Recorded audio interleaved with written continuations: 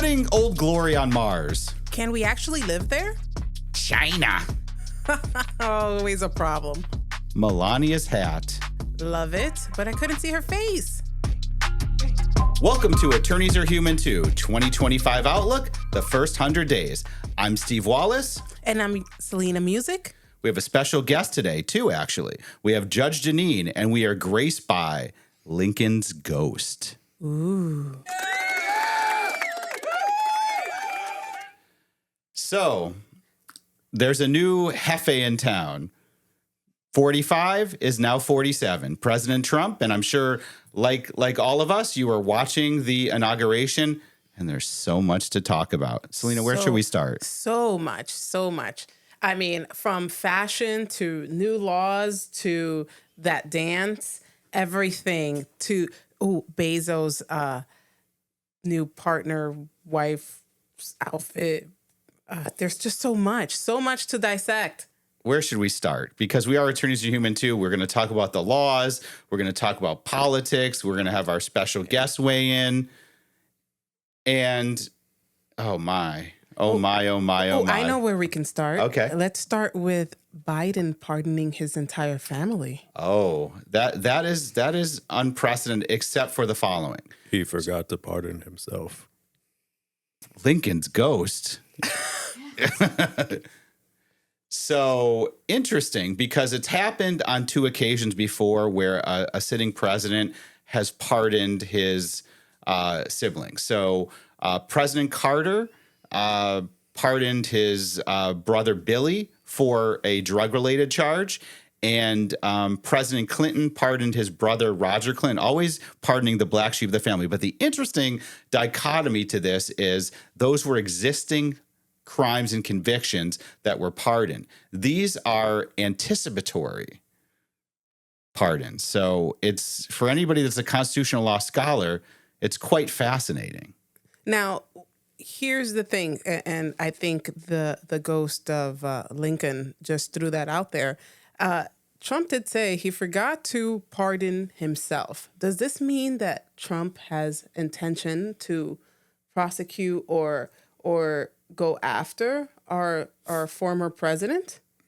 I mean, the interesting thing, because I enjoy this. I have a political science degree, so the elections are my nerd Olympics, I have to tell you. So it's just so fascinating to me. When Trump got shot, there's no way he's losing. You might as well hand it over to him now. There was no way. And he did, interestingly enough, and I thought it was a very, very strong statement during the inauguration address when he said, "I dodged an assassin's bullet because God has a plan for me." And whether you like him or you dislike him, he's our president, and we have to wish the best for him, for him, our country, and for everyone. And I have to tell you, the people that love him, they follow him like he's a rock star, which, to a lot of people, they think he is. He possesses rock star behavior. But my question is, what did he mean by that comment? He should have pardoned himself. Sure. Well, I was going to follow up with this. I have to tell you, just in the annals of history, I love comebacks. And there's not been a better comeback story than what's happened. But with comeback, there's retribution. And I'm going to tell you, and it's interesting, we'll talk about this a little later, but a lot of people that were in the crosshairs of Trump during the last presidency and the break between 45 and 47 have come and kowtowed to him. Did you see the audience at the inauguration? A lot of these super uber big tech people who were not in his favor last time are all kissing up to him, because when I'm telling you, there will be retribution. A reckoning is coming. All those tech people were in his crosshairs, and they were smart enough to know I need to kiss up to him and be on his good side. But, I wouldn't be surprised if Biden gets the Justice Department goes after Biden.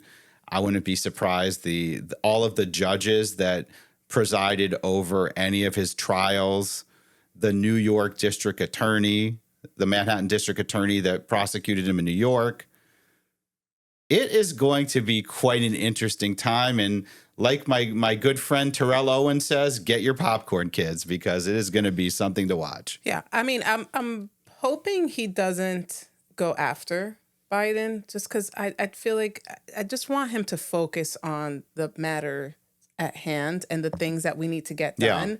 And, Biden's, how we say in Spanish, he's a viejo. Let the viejo retire. Let him chill. Just don't worry about him no more. He's not even a threat to you. Just keep him moving. Yeah. I get it. A reckoning is coming, but just let's focus on the economy right now and like all the issues that are going on. Yeah. So let's talk a little bit about some of the issues and some of the fixes or things that are trying to go into place right away. So one of the things that's very interesting is at least the tone that we're hearing is that the second Trump term is going to be a nationalistic America first type of tone. And so with that, there are a lot of talk that he is going to put stiff tariffs on any exports into the United States. And it's an interesting thought. What do you think about that? Oh, is it going to affect China? It will. It will. The thought behind it, and then we can talk a little bit about some of pros and cons of it, is that it's going to, in theory, the pro would be that a lot of the products that are made outside the country are going to be made once again in the U.S. And all of those folks that don't have education, all of those folks that don't have the training, I'm going to have really high-paying jobs for you. That's what the theory is behind it, at least. And the con to that is that, if we're paying people in the United States wages that are a living wage, how is that ultimately any business is going to build that into the cost of the items? Of course. I mean, the iPhone that we love, made in Southeast China. Asia. And a lot of the other things like plastics and all of that nature are made outside the country. If they're made in the country, what's the cost going to be? Can you or I or the Lincoln's Ghost or Judge Janine, can any of you afford the cost? So that's going to be interesting. There's border safety. That's the one thing. The wall's going to be back up. Mexico's going to pay it. People are going to be really safe. going to pay for it? That's what I've heard. Judge Janine, what are your thoughts on that one? I don't know if Mexico's actually going to pay for it, but I'm very, very excited that that the border wall is back on the radar and that we're. Anyway, you know how I feel about my Trump. We do. We'll get more insight shortly. So we represent a lot of folks. A lot of folks in South Florida are from South America, from Haiti, and we don't ask questions how they got here or anything of that nature. No, it's not a job, right? And so my only thought is, and again, not showing my hand or anything, is that, I'm just concerned because we have a major problem of all of these people that got into this country, how they got in this country, whether they should be here, whether they shouldn't be here. But the last count was in the multiple millions. How are we going to, and there was an executive order signed talking about one of the executive orders that anybody that's here that's not supposed to be here, there will be enforcement action to get them out. Correct. So how is that going to work? Like, what is going to happen with that? Like, I think the picture going to be? Well, no, I think what's going to happen is they're going to start deploying more ICE agents to pick up people. And I'm pretty sure ICE is hiring. I'm sure there's a lot of people. I think that's... Do they have cherry ice? Because I really like cherry myself. Stop it. No, but I believe that they're going to start, hiring, and there's going to be a lot of people being picked up. Unfortunately, I mean, that's just how the cookie crumbles. You're here illegally and you're going to be removed. I do believe that we need to come up with a better system for immigration. Unfortunately, the system we have now is like the IRS, right? It takes forever. You don't get a response. You're waiting for someone to call you. They never call you. I mean, we need a better system to streamline and weed out who deserves to be here and who needs to just be removed. Yeah. So you brought up the IRS. There's actually one executive order creates a new agency, and it relates to the tariffs that we were talking about earlier. It's called the ERS, the External Revenue Service. Whether it's constitutional or not, that's not up to me. Maybe Judge Janine, you may see it on appeal someday, but that's an interesting in and of itself. I have to tell you, I am not afraid of anything other than the IRS and the XRS. That scares the living bejesus out of me. I don't even know what it is. So one interesting thing that you touched upon, there was an executive order which eliminated the birthright citizenship. What that means is if your parents are not supposed to be here, but you were born in the U.S., by rule, you are a U.S. citizen. Correct. That executive order undid that. And there's already judicial legal challenges to that. I don't know, but this is what I've heard, that people will come from whatever country they are they're not, and then they come here, they're not supposed to be here so that they can get health care. Because my ex-wife worked for the social services. And so the minute that you are born, whether you're supposed to be here or not, you are a U.S. citizen. And with that comes all the benefits of being a U.S. citizen, including, if you can't afford it, free health care and all of that stuff. So financially and socially, there's a huge drain on it. Again, how all of this is going to come into play? But I have to tell you, he was up he stayed up till he got up at 4 a.m. He went to bed at 2 a.m. He must have signed almost 100 executive orders on that time. Yeah, he said that's what he was going to do, and he came in and he did it. I mean, my concern with that is, though, what happens now is that order going to backdate? No. Or it's going forward?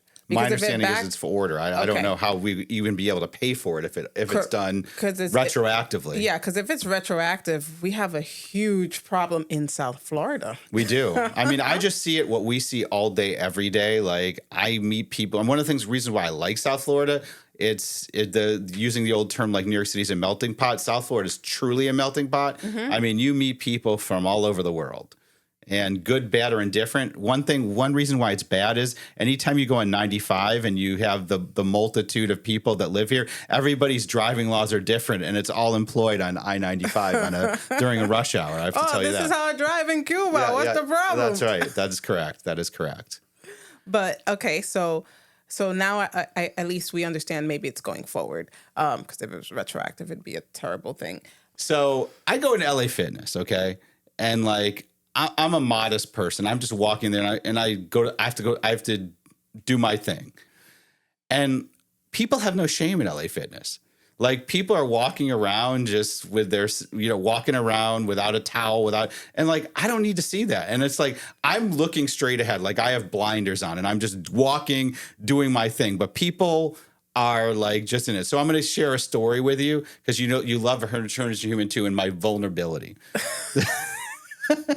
Vulnerable Steve. Right. That's what we call him. Right. People love vulnerability. So I was at home, and for some reason somebody was doing work, and they cut my water. I paid my water bill, but they just hit the water tube. So I had to go take a shower. So I'm well, I got an LA Fitness membership. I'm going to go take a shower at LA Fitness.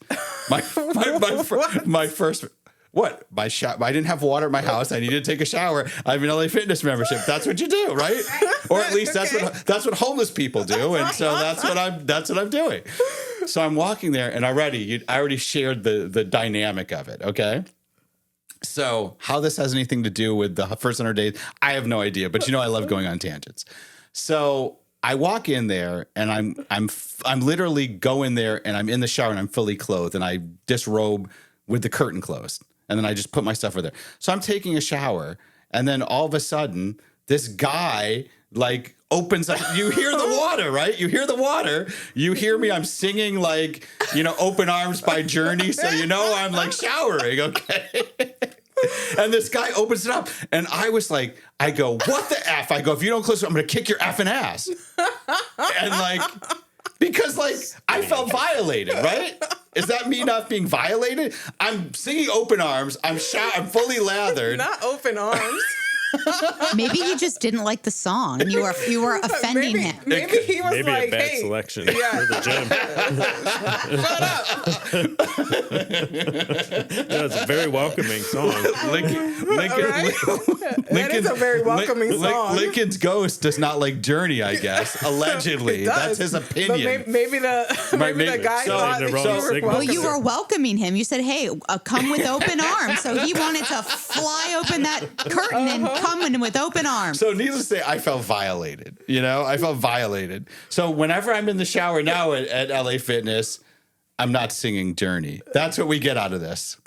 Back to our regularly scheduled show. So what else for the 100 days? So in Florida, we're dealing with the legislative session, which usually starts March and it ends the end of April, which will have a Florida recap of the of the laws that were passed in the upcoming session later on this season. But one of, just locally, we have a bunch of different challenges. Mm-hmm. Traffic, housing affordability. And it doesn't appear that any of these things are ever going to be addressed. Insurance, which we talked about, which we've talked about in future episodes. A lot of these things that we're talking about are very political issues. But the question is, and which I'm very hopeful for during this first 100 days, that we'll see a relief, because Celena and I, we handle a lot. We have a lot of clients that are dealing with major financial issues. Yes. And the stock market is doing amazing. Cryptocurrency is doing amazing, which, by the way, I love Bitcoin. Thank you very much. And keep going to the moon. That's what I say. But the day-to-day, the cost of gas, which we're going to talk about, there was something that an executive order that was signed that addressed that. Mm-hmm. But how are we going to lower prices in the grocery store? One day I woke up and I usually, I know every time I go to the grocery store, I spend X. And then one day I'm like, how did it get to be this? Yeah. How did milk go from like $2.50 to like $6? Yeah. Sometimes $7. Right. And I know you get all the organic stuff, so it's even more expensive. Definitely $7. Right. 8, 9. Yeah. And it's just like we see so many people, and especially in Florida, the wages don't match the costs. No. And so I'm hopeful that our federal and state and local elected officials will address the issues, the kitchen table issues, which ultimately the kitchen table issues got 45 to be 47 again, because it's very simple to work the opposite argument. The current administration, your prices have gone up. You've lost your job. You've taken another job. The wages are lower. You're not getting a promotion. Gas costs this. Food costs this. It's very easy to run the opposition campaign. That's what Biden did against Trump in 2020. Everybody's sick. The world's locked down. Mm-hmm. It's so easy to run the opposition argument. But what I'm hopeful for is that the opposition argument turns into results and relief for our families. Do you think, and this is just a conspiracy, but do you think maybe I love conspiracy theories, and we're going to have our Florida? We're going to have a whole episode devoted to conspiracies, because I live and breathe it, and I want to talk about an executive order that addresses some conspiracies momentarily. So here's the thing. What if they purposely, and I'm just talking about Florida, they want the people that can't afford these day-to-day or kitchen table issues to just leave Florida. And wow. And this way they can cater to a wealthier population, redo a lot of buildings, condos, and build new homes. This is some deep state stuff you're talking about here. I mean, look at Canada right now. Yeah, it just look at California. All these fires. A lot of times, these people are deciding, you know what? I'm not going to stay in California, but a lot of them are moving to Florida. Actually, I read an article today. But about that's my point, because they have a lot more money, so now they're buying these properties cash. They can afford the living. It's actually more reasonable. www.wallacelawflorida.com will handle your closing. We've got Lincoln's Ghost. He'll handle your listings. AKA Michael Music. Right.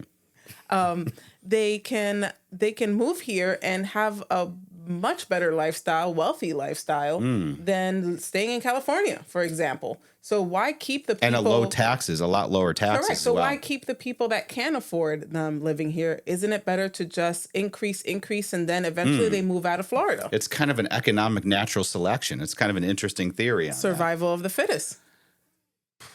that is something. So let's talk about a couple other executive orders before we go into complete silliness, as if we weren't already silly already. So an executive order, which I think will address some of our cost issues, although the environmentalists don't like it. I'm not sure how I feel about it. I haven't made a decision about it, is the Drill Baby Drill executive order, which will open up more drilling in Alaska and some other places. Now, Biden did sign an executive order, which I don't know if it doesn't appear that's been overturned yet, which prohibits drilling off the west coast of Florida. So I think that alone will increase the amount of production domestically, so we don't have to rely on foreign oil. My kids, we went to visit Syracuse about 2 years ago, and they think Syracuse is haunted because there's all these vacant commercial buildings all over the place, and unlike like Baltimore and Cleveland and some other northeastern industrial cities, they never redeveloped them into those cool lofts and everything like that. Correct. They were just, I think in Ohio they're starting to redo them, but again, if we go back to all these factories, like I don't want to live in an area where there's a bunch of factories. No way. I'm going to have to move to the boonies. yeah, because in Syracuse you would drive through on a summer day and the wind is blowing. It smelled like horribly. I mean, ugh. Yeah. Well, I lived in Colorado for 5 years, from 2007 to 12. When I moved back to Cleveland, and I lived in the mountains, I significantly noticed the pollution immediately after living, in another area. And Yeah. So I get it. America first, but now are we going to have the health insurance to match all the cancers that we're going to be getting? Interesting. Enough of this deep talk. My head is hurting.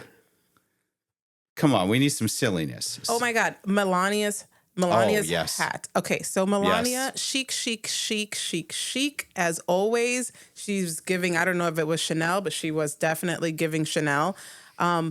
She looked phenomenal, but I wanted to see her face. I think that was done purposefully so we couldn't see her facial expressions. My only thought was I think that she had her designer prepare her for being outside. And then they didn't make an accommodation when they went indoors. Oh, and maybe that was it. And my grandparents always said don't wear a hat inside, so that was my old school Syracuse vibe. Yeah, but this is fashion. I didn't really understand it, but she was the only one. So we've got that. So then let's talk about RFK Jr. being really sly on his peak. And then Zuckerberg, we found out Zuckerberg is human. And they both were taking a peek at Bezos' girlfriend. Any thoughts on her fashionista or lack thereof? Bezos' girlfriend needs to learn to wear a shirt. What's a ruling on that, Judge Janine? I think there's definitely a fashion ruling on that one. She looked like a hooker or a mob wife from New Jersey. She looked disgusting with her bra. Not Jersey. That's an opinion, not a fact, though. But that's Judge Janine's opinion. That's right. And honestly, it was so wildly inappropriate for the venue and for the situation. agreed. So also there was a variety of different pardons that Trump made almost immediately and then took vengeance on some other people. So some of his diplomats that were in his first administration that openly criticized him, he revoked the Secret Service privileges on them. So we were talking about retribution. It starts there. Trump. I mean, listen, if anything, he is also, I think, by far the most entertaining president we've had in history. I enjoy listening to what he says. It's because it's hilarious. It's really like just the two of us talking in our podcast. It's just like stream of consciousness, which I like. It's refreshing. And really, you can relate to that. The other thing that was very interesting was George W. Bush's reaction to some of the things that were said. Now, whether you like him or hate him, he's probably the coolest guy ever to hang out with. I always said, like, I would like him to come over to my house and throw the football around and have some barbecue with. And to this day, I mean, he's a cool guy. The other thing that was also kind of interesting to see is the demarcation between the political parties. There was one side that were pro-Trump, and then another side, along with the presidents, that were allegedly anti-Trump. But it was very interesting. A lot of the things he said, there was people that were standing up, and then there were people that were not standing up. And so during the inaugural address, he crapped on Biden and Harris so much, and the camera would zoom in on their faces, and their facial expressions were the worst. I mean, you got to give it to Harris. She took it for 45 minutes. Yeah, she did. She took it like a champ. And then she's gone to the witness protection program because she's probably next in line, you know? Oh, what about Obama? I mean, Obama was pretty much out of the fray. I think he was there because he was invited, but he was there. He was chatting it up with Trump, and they were laughing.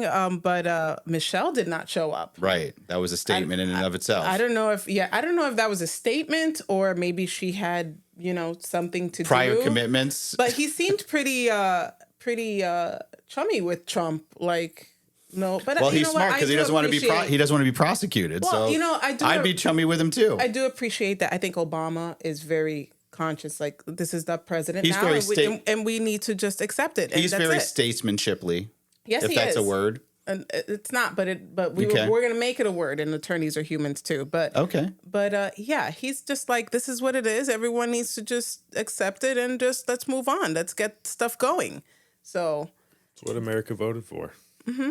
Yeah, Obama's so charismatic. I mean, listen, be careful what you wish for. Everybody wants democracy. And you know what? You may like it. You may not like it, but it's how it played out. What about the pardon on the January 6th?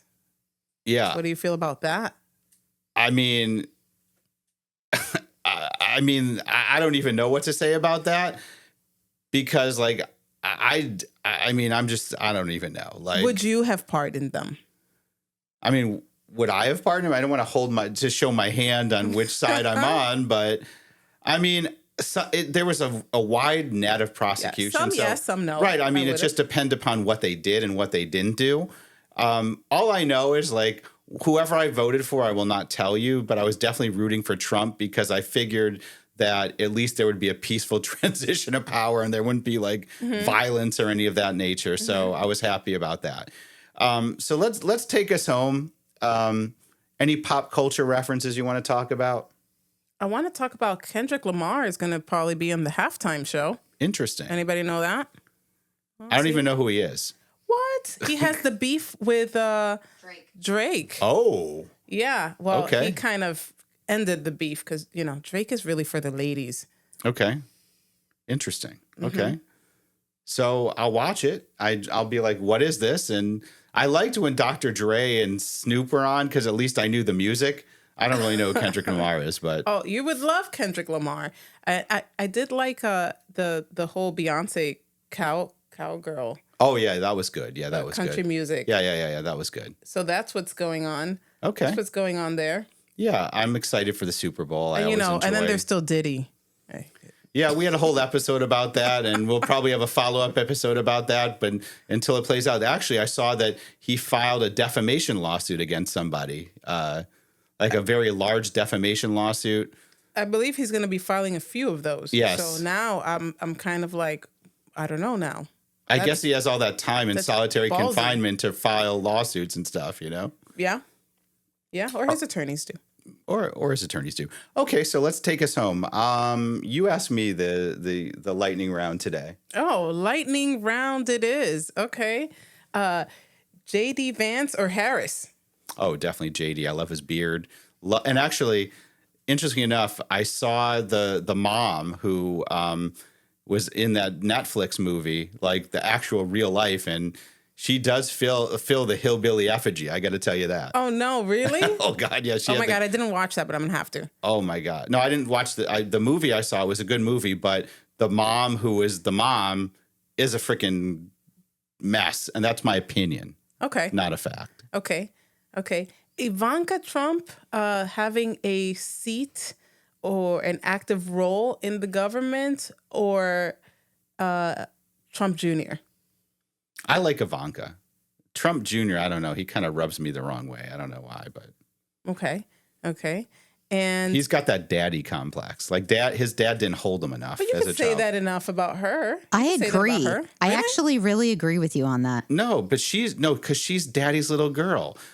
Junior wasn't held enough. Dad didn't play football with me, even though I'm a gazillionaire now. Like that kind of nonsense. Like, and he's like the shortest one, so he's kind of got. How come Barron is 6'8" and I'm 5'11"? It's not fair. Playing football with your son's important. I agree with that, of course. Okay. And now on the billionaires, Bezos or Musk?